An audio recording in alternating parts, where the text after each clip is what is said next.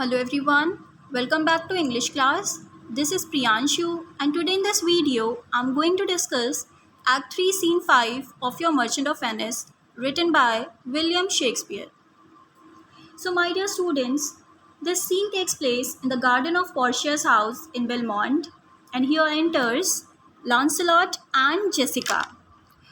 So here the question is, who is Lancelot? So as we all know that Lancelot is Bassanio's servant. Earlier he was a servant of Shylock, but now he is working for Bassanio. Okay. And Jessica, as we all know that she is the Shylock's daughter. That means the antagonist of the play. Now let's see what happens in the scene. So here Lancelot says to Jessica in the beginning of the scene that yes, truly for you, look for you, the sins of the fathers are to be laid upon the children. Therefore, I promise ye, I fear you. I was always plain with you, and now I speak my agitation of the matter. Therefore, be of good cheer, for truly I think you are damned. Okay, so that means here Lancelot is saying to Jessica that, yes, कहता है कि truly मतलब Indeed okay honestly speaking कहता है कि it happens that जो children होते हैं उनको क्या करना पड़ता है, उनको अपने फादर के सिंस की वजह से पनिश किया जाता है. Okay, so that means he says I am speaking truly that it happens the children are punished for the sins of the fathers. Okay, and then he says therefore मैं तुमसे ये कहना चाहता हूँ कि मैं इसलिए इतना ज़्यादा एंग्शियस हूँ, इतना वरिड हूँ दैट पता नहीं तुम्हारे साथ क्या होने वाला है, क्योंकि तुम्हारे जो फादर हैं वो उनके जो अपराध है, उनके जो पाप उन्होंने इस पूरे लाइफ टाइम में किए हैं, उसकी वजह से शायद तुम्हारे को क्या करना होगा, पनिशमेंट को सफ़र करना होगा. And then he says I have always been honest to you. कहता है मैं तो हमेशा आपके साथ क्या रहा हूँ, बहुत ही ऑनेस्ट रहा हूँ. सो इसीलिए मैं आज आपको ये बता रहा हूँ अपना इतना बड़ा जो फियर है मेरा, ठीक है, तो बहुत बड़ा जो मेरे अंदर एजिटेशन मतलब फियर, एक डर है ना इस पॉइंट पे, वो मैं आपको बता रहा हूँ. फिर कहता है कि कम ऑन चीयर अप. ठीक है, कहता है कि चलिए ठीक है, अच्छा अभी फ़िलहाल आप क्या करिए, आप थोड़ा सा चीयर अप हो जाइए. Why? Just because I think that you are destined to be damned after death. कहता है कि क्योंकि मुझे ऐसा लगता है कि आपकी डेस्टिनेशन में क्या है, आपकी डेस्टिनी में क्या है कि आपको हेल जाना पड़ेगा. ठीक है, तो डेथ के बाद आपको क्या होगा, आपको हेल जाना पड़ेगा, इस बात का डर है मुझे. ठीक है, तो अभी आप क्या करिए, इसीलिए अभी आप थोड़ा सा चीयर अप होइए और एकदम खुश रहिए. ठीक है, सो दैट मीन्स ओवरऑल यहाँ पे जेसिका को लांसलॉट ने क्या बताया, लांसलॉट ने ये कहा उसको, वो ये बिलीव करता है कि जेसिका जो है वो डेथ के बाद उसको डैमनेशन मिलेगा, यानी कि उसको हेल में जाना पड़ेगा. ठीक है, she is fated to go to hell and after her death. क्यों? क्योंकि वो एक डॉटर है किसकी, तो कनिंग शायलॉक की है. ठीक है, तो जो कि इतना ज़्यादा क्रूएल, इतना मर्सीलेस शायलॉक है, वो उसकी डॉटर है. इस वजह से उसको क्या करना पड़ेगा, उसको जाना पड़ेगा वहाँ पे हेल में. ठीक है, डेथ के बाद. सो उसके बाद यहाँ पे, और ऐसा वो क्यों कहता है, क्योंकि जस्ट बिकॉज वो ये रीज़न देता है कि जो बच्चे होते हैं वो क्या होता है, अक्सर अपने फादर के सिन की वजह से पनिश होते हैं. ठीक है, उनको पनिश किया जाता है. So being the daughter of such a sinner, that means Shylock, now Jessica will have to go और will have to pay for her father sin by going to hell. Okay, so वो बस ये कहता है कि बस हाँ, एक ही होप है जो तुमको बचा सकता है, वो ये है कि तुम्हारे फादर ने तुमको सच में मतलब जन्म ना दिया हो, मतलब तुमको पैदा ना किया हो, तुम्हारे रियल फादर ना हो, तो हो सकता है कि तुम बच जाओ, पर वो तो एक फॉल्स होप है, वैसा तो हो ही नहीं सकता है ना. सो दैट मीन्स कि वो अब ये कहना चाह रहा है इनडायरेक्टली कि तुमको क्या होगा, तुमको हेल जाना पड़ेगा आफ्टर योर डेथ. ओके, इतना सुनने के बाद जेसिका क्या कहती है, Jessica says I shall be saved bye my husband, he had made me a Christian. कहती है अरे कोई बात नहीं, मेरे जो हस्बैंड के गुड डीड्स हैं ना वो मुझे बचा लेंगे. क्यों? क्योंकि उन्होंने मुझसे शादी करके मुझे एक क्रिश्चियन बना दिया है. So now I will be saved by the good deeds of my husband. Okay, so जब जेसिका ये बात बोलती है कि मैं अपने हस्बैंड की गुड डीड्स की वजह से मैं बच जाऊंगी क्योंकि उन्होंने मुझसे मैरी करके मुझे एक क्रिश्चियन बना दिया, तो लांसलॉट इस बात पे क्या बोलता है, कहता है truly the more to blame he, we were Christians enough before, even as many as could well live one by another. This making of Christians will raise the price of hogs. If we grow all to be pork eaters, we shall not shortly have a ration on the coals for money. Okay, अब वो यहाँ पे क्या क्या बोल देता है, वो यहाँ पे बहुत सारी चीज़ें बोलता है. क्या क्या बोल रहा है, ही इज सेइंग दैट ठीक है, तब तो फिर ऑनेस्टली क्या होना चाहिए, और भी ज़्यादा ब्लेम करना चाहिए किसको, लोरेंसो को, कि उसने तुमसे शादी करके उसने क्या किया है, क्रिश्चियंस को और बढ़ा दिया है। हम लोग पहले से ही इतने सारे क्रिश्चियंस थे इस वर्ल्ड में, और बताओ उसने तुमसे शादी करके क्या किया, क्रिश्चियंस को और ज़रा बढ़ा दिया। अगर इसी तरीके से क्रिश्चियंस बढ़ते रहेंगे तो क्या होगा, एक दिन प्राइस जो होगा ना पिग्स का, वो और ज़्यादा, हॉक्स क्या होता है, पिग्स होते हैं, तो कह रहे हैं कि पिग्स का जो प्राइस है ना वो तो बहुत ज़्यादा बढ़ जाएगा। कह रहा है कि this is because for if, और ऐसा क्यों होगा, प्राइस क्यों बढ़ेगा हॉक्स का, जस्ट बिकॉज हम सभी लोग क्या हैं, देखो पॉर्क ईटर्स तो हैं ही, ठीक है, क्रिश्चियंस तो पॉर्क खाते ही हैं, यानी कि पिग्स का जो मीट होता है, फ्लैश होता है, वो तो हम लोग खाते ही हैं। तो अगर इसी तरीके से क्रिश्चियंस बढ़ जाएंगे तो फिर क्या होगा कि हम सब पॉर्क ईटर्स हो जाएंगे, और फिर तो हमें किसी भी कीमत पे ना इवन एक स्लाइस ऑफ बैकन भी चाहिए होगा ना कोल फायर पे पका करके खाने का, तो वो भी हमें नसीब नहीं होगा, ऐसा हो जाएगा हमारे साथ। तो जब जेसिका ये सब सुनती है तो जेसिका क्या कहती है, I will tell my husband Lancelot what you say, here he comes. कहती है कि अब मैं अपने हस्बैंड को सब कुछ बताऊंगी लांसलॉट, जो भी तुमने मेरे से कहा है, देखो वो आ रहा है यहाँ पे। तब तक यहाँ पे सीन में कौन एंटर करता है, यहाँ पे एंटर करता है लोरेंसो। ओके, जैसे ही लोरेंसो एंटर करता है सीन में, तो लोरेंसो कहता है, देखते ही लांसलॉट और जेसिका को एक साथ देखते ही बोलता है, कहता है I shall grow jealous of you shortly Lancelot if you thus get my wife into corners. कहता है कि मैं बहुत ही ज़्यादा जेलस हो जाऊँगा तुमसे लांसलॉट, क्यों, अगर मैंने तुमको दोबारा कभी देखा ना मेरे वाइफ के साथ ऐसे क्वाइट प्लेसेस में, तो फिर मैं तुमसे बहुत ज़्यादा जेलस हो जाऊँगा, बता रहा हूँ। सो जब वो ये बात बोलता है तो उसके बाद क्या होता है कि Jessica says, nay, you need not fear us, Lorenzo. Lancelot and I were out. He tells me flatly that there is no mercy for me in heaven because I am a Jew's daughter. And he says that you are no good member of the Commonwealth, for in converting Jews to Christians, you raise the price of pork. Okay, कहती है कि नहीं नहीं, ऐसा कुछ डरने की ज़रूरत नहीं है. Do not take any sort of tension about us. Why? Just because Lancelot और हम जो थे, हम दोनों एक दूसरे के साथ क्या कर रहे थे, क्वारल कर रहे थे, एक फाइट कर रहे थे, सिर्फ क्यों, क्योंकि लांसलॉट ने मेरे से ये बोला कि डेथ के बाद मुझे क्या होगा कि हेल जाना पड़ेगा और मेरे को हेवन में कोई भी मर्सी नहीं मिलेगी, just because I am a Jews daughter. फिर वो कहती है कि और उसके साथ साथ उसने ये भी मेरे से बोला कि तुम क्रिश्चियनिटी के एक अच्छे मेंबर नहीं हो, क्रिश्चियन कम्युनिटी के, क्योंकि तुमने क्या किया है, तुमने ज्यूज़ को क्रिश्चियनिटी में कन्वर्ट कर दिया है और उसकी वजह से तुमने पॉर्क का जो प्राइस है वो बढ़ा दिया है, ठीक है।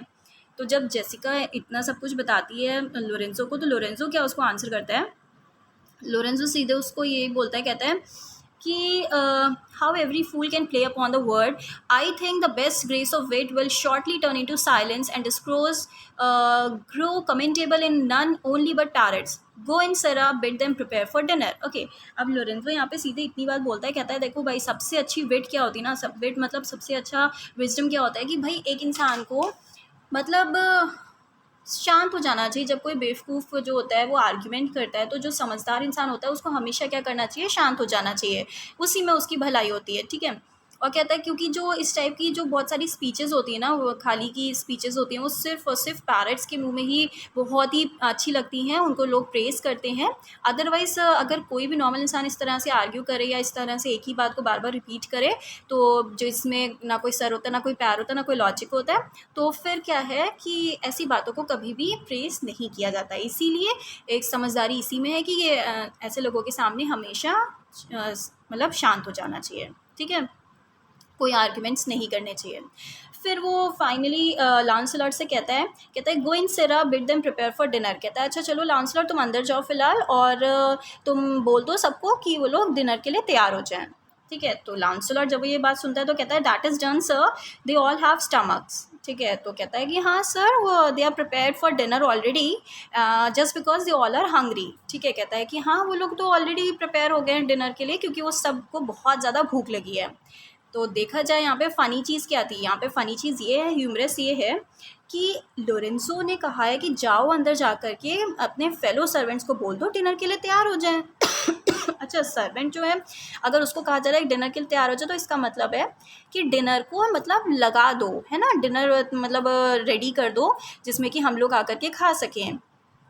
जितने भी मास्टर्स और मिस्ट्रेस हैं घर के। तो लांसलॉट अब यहाँ पे क्या कहता है, वो समझ नहीं पाता है। वो क्या करता है, कहता है कि अरे सर डिनर तो ऑलरेडी प्रिपेयर हो चुका है, और क्योंकि उन सबको क्या है, बहुत ज़ोरों की भूख लगी है। तो ये उस सेंस में ले रहा है कि हाँ डिनर के लिए तैयार हो जाओ, मतलब खाने के लिए तैयार हो जाओ, जबकि उसने क्या कहा था कि लगाने के लिए तैयार हो जाओ डिनर। खैर उसके बाद देखते हैं क्या होता है। लोरेंसो कहता है, ओ माय गॉड, कहता है कि what a wit snapper are you, then bid them prepare dinner. तो फिर कहता है, ओहो कितने बड़े कॉमिक कैरेक्टर हो तुम, कितने बड़े कार्टून कैरेक्टर हो तुम, इतने बड़े कॉमेडियन हो तुम। एक काम करो, अच्छा फिर जाकर के उनसे बोल दो कि डिनर तैयार कर दें, ठीक है। अब जैसे ही वो ये बात बोलता है तो लांसलॉट क्या कहता है कि that is done too sir, only cover is the word. कहता है कि अरे सर डिनर भी तैयार हो गया, that has been done, you just need to tell them to let a table. कहता है कि बस आपको उनको ये कहना है कि हाँ वो टेबल ले कर दें। तो देखा जाए तो लांसलॉट को उसने यही तो कहा था कि हाँ लगा दो डिनर, प्रिपेयर कर दो डिनर, का मतलब हो गया कि टेबल पे लगा दो। और वो क्या कहता है हाँ सर डिनर तो रेडी है, बस कवर करना है, यानी कि ले करना है बस टेबल को, आप उनको यही ऑर्डर दे दीजिए। तो लोरेंजो कहता है, will you cover then sir. अब जैसे इरिटेट हो गया है ना पूरी तरीके से, इसीलिए उसको सर कह के बुला रहा है। कहता है अच्छा तो फिर क्या आप उसको कवर करवाओगे टेबल को डिशेस के साथ में, will you order the table to be covered with the dishes sir. ठीक है, तो फिर लांसलॉट क्या कहता है, no not so sir neither, I know my duty. अब फिर से वो क्या कह रहा है, नहीं सर मैं ऐसा नहीं कर सकता बिल्कुल भी, क्योंकि मुझे अपनी ड्यूटी अच्छे से पता है। अब यहाँ पे भी देखा जाए तो लांसलॉट क्या कर रहा है, वो यहाँ पे मतलब उसका मीनिंग ये निकाल रहा है कि नहीं नहीं सर मैं कवर कैसे कर सकता हूँ, मैं तो इतना रिस्पॉन्सिबल हूँ कि मैं कभी भी अपने सुपीरियर, अगर मेरे सामने मेरा कोई सुपीरियर खड़ा हो तो उसके प्रेजेंस में मैं अपने हेड को थोड़ी ना कवर कर लूँगा हाथ से। सो नहीं, मैं तो ऐसा नहीं करने वाला कि मैं कवर कर लूँ। तो देखा जाए तो यहाँ पे लांसलॉट ने क्या कहा, सॉरी लोरेंजो ने क्या कहा था, लोरेंजो ने कहा था कि जाओ और जाकर के कवर कर दो टेबल को, ठीक है, अपने फेलो सर्वेंट्स को बोल करके। तो उसका मतलब था कि डिशेस उसके ऊपर रख दो। और यहाँ पे लांसलॉट उसका मीनिंग क्या निकाल रहा है, वो कह रहा है कि नहीं नहीं नहीं नहीं, कवर यानी कि अपने हेड को कवर करना है हार्ट से, नहीं नहीं नहीं, मेरे सुपीरियर जब मेरे सामने हैं उनके प्रेजेंस में मैं ऐसा कैसे कर सकता हूँ कि मैं अपने हेड को हार्ट से कवर अप कर लूँ। ठीक है, इतना तो मैं रिस्पॉन्सिबल हूँ कि मैं ऐसा नहीं करूँगा, ठीक है, अदरवाइज़ उनकी इंसल्ट हो जाएगी। तो फिर क्या होता है, लोरेंजो पूरी तरीके से इरिटेट हो जाता है। ठीक है, अब लोरेंजो क्या कहता है क्या मतलब तुम अभी और ज़्यादा आर्ग्यूमेंट्स करोगे वर्ड्स के मतलब शब्दों के ऊपर। कहता है कि now you are trying to show all your wisdom at all once. ठीक है, कहता है कि तुम, मुझे ऐसा लग रहा है कि तुम एक ही बार में अपना सारा का सारा जो विजडम है ना दिखा दोगे। ठीक है, तो now you are trying to show your wisdom all at once, तो ऐसा क्या ज़रूरी है करना, एक बार में दिखाना ज़रूरी है अपना पूरा का पूरा विजडम। फिर वो क्या कहता है अच्छा चलो मैं तुमसे एकदम सिंपल मैन की तरह प्लेन लैंग्वेज में बोलता हूँ, तुम प्लीज़ उसको समझने की कोशिश करना। ठीक है, अब क्या कहता है उसको, सो फाइनली यहाँ पे क्या कहता है लोरेंजो, कहता है कि एक काम करो, तुम अपने फेलो सर्वेंट्स के पास जाओ, उनको बोल दो कि वो लोग टेबल लगा दें और टेबल के ऊपर वहाँ पे फूड्स यानी कि सारे के सारे डिशेस जो हैं वो सर्व कर दें। ठीक है, और कहता है कि फिर जैसे ही हमारा जब भी कभी मन होगा हम आकर के क्या करेंगे, वहाँ पे खा लेंगे वो सारा, ठीक है, आइटम जो भी वहाँ पे बना हुआ होगा डिशेस। तो फिर लांसलॉट इसको सुनने के बाद कहता है, अब फाइनली वो समझ पाया है, कहता है okay sir the table will be brought in and the food will be spread. कहता है ठीक है, टेबल आ जाएगी यहाँ पे, डिनर तो बन ही चुका है और फिर फूड भी जो है, डिशेस भी जो है उसके ऊपर स्प्रेड कर देंगे हम लोग टेबल पे। And as for your time of coming in to dinner sir let that be up to your wish. ठीक है, कहता है कि फिर ठीक है, जब आपका मन करे तब आप आकर के डिनर कर लीजिएगा, हम लोग टेबल लगा देंगे, उसके ऊपर डिशेस भी सर्व कर देंगे। ठीक है, फिर जब आपका मन हो तो आप आकर के डिनर कर लीजिएगा। सो फाइनली लांसलॉट को समझ में आया and then he goes out of the scene. Okay, he exit. अब बचता है सीन में कौन कौन, लोरेंजो बचता है और जेसिका बचती है। सो लोरेंजो कहता है जेसिका से, कहता है बाप रे कितना बड़ा बेवकूफ़ इंसान है ये। कहता है मैंने बहुत बड़े, मतलब हंसता है पहले तो उसके ऊपर, लांसलॉट की एबिलिटी के ऊपर कि किस तरह से वो वर्ड्स का यूज़ करता है। जैसे होता क्या है, एक वर्ड के दो मीनिंग होते हैं कई बार, ठीक है, दो तीन मीनिंग भी होते हैं। तो जैसे क्या होता है कि जब हम वर्ड के किसी और मीनिंग के साथ हम उसको बोलते हैं ना, उसको सेंटेंस में यूज़ करते हैं तो उसको बोलते हैं पन। तो वही वो यहाँ पे कह रहा है कि कह रहा है उसके दिमाग, ये जो फुलिश पर्सन, ये बेवकूफ़ इंसान है ना लांसलॉट, इसके दिमाग में बहुत बहुत सारे स्टॉक ऑफ वर्ड्स हैं और ना जाने कैसे ये उसको यूज़ करता है, मतलब जहाँ पे उसको लगता है कि हाँ ये फिट हो रहा है, उसका फ़ायदा होगा, उसका पर्पस सॉल्व हो जाएगा, वो वहाँ पे उसके अकॉर्डिंग उसको यूज़ करता है उन शब्दों को। कह रहा है कि मैंने अपनी लाइफ में ना बड़े से बड़े मतलब बेवकूफ़ इंसान देखे हैं जो कि मतलब फूल होते थे या प्रोफेशनली फूल होते हैं जो लोग, ठीक है, मैंने बहुत से ऐसे प्रोफेशनल फूल्स देखे हैं, लेकिन जितना बड़ा फूल ये लांसलॉट है ना, इतना बड़ा फुलिश पर्सन मैंने अपने पूरे इंटायर लाइफ में कभी नहीं देखा। कि जिस तरह से ये क्या करता है, उन वर्ड्स को अपने पर्पस को सॉल्व करने के लिए निकालने के लिए वो क्या करता है, उनको कहीं पे भी फिट कर देता है। तो ऐसा तो फुलिश पर्सन मैंने कभी अपनी एंटायर लाइफ में नहीं देखा। बहुत बड़े बड़े फूल देखे हैं जो प्रोफेशनल फूल्स हैं, लेकिन इसकी तरह तो कभी नहीं कोई देखा। फिर फाइनली वो क्या करता है कि उस टॉपिक को हटाता है और जेसिका से ये पूछता है, कहता है कि अच्छा, how are you Jessica and give me your opinion on lord Bassanio's wife. ठीक है, कहता है चलो अच्छा ये बताओ तुम कैसी हो और लॉर्ड बेसानियो की जो वाइफ है उसके बारे में तुम्हारा क्या ख्याल है, क्या ओपिनियन है।